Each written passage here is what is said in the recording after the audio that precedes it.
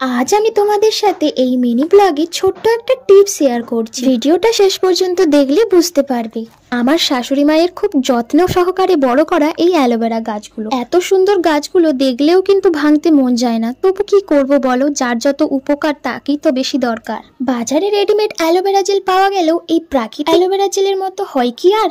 এর জেলটা বার করতে একটু কষ্ট ঠিকই, কিন্তু কষ্ট করলেই তো কেষ্ট মেলে।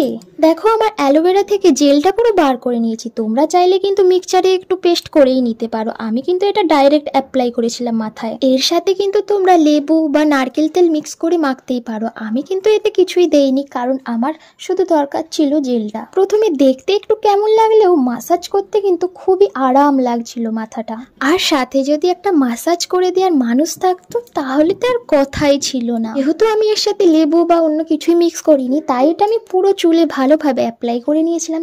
এই পর্যন্ত তো আমরা সকলেই কম বেশি করে থাকি। আসল টিপসটা এবার তোমাদেরকে বলি। তারপরে দেখো, চুলটা এভাবে গড়িয়ে রেখে দিয়েছিলাম 2 ঘন্টার জন্য। চান করে আসার পর চুলটা এতটাই স্মুথ লাগছিল, মনে হচ্ছিল যেন আমি পার্লারে গিয়ে স্পা করে এসেছি। টিপসটাই কিন্তু শুধু অ্যালোভেরা ইউজ করা নয়, সাথে সাথে কখনো কখনো পার্লারের হাত থেকে মুক্তি পাওয়ার আর বরের পয়সা সঞ্চয় করার সহজ পদ্ধতিটা কিন্তু আমরা করে নিতেই পারি। আর ভিডিওটার জন্য ছোট্ট একটা লাইক তো তোমাদের কাছ থেকে পেতেই পারি। তো ভালো থেকো সকলে, দেখা হচ্ছে নেক্সট ভিডিওতে। এখন বাই বাই।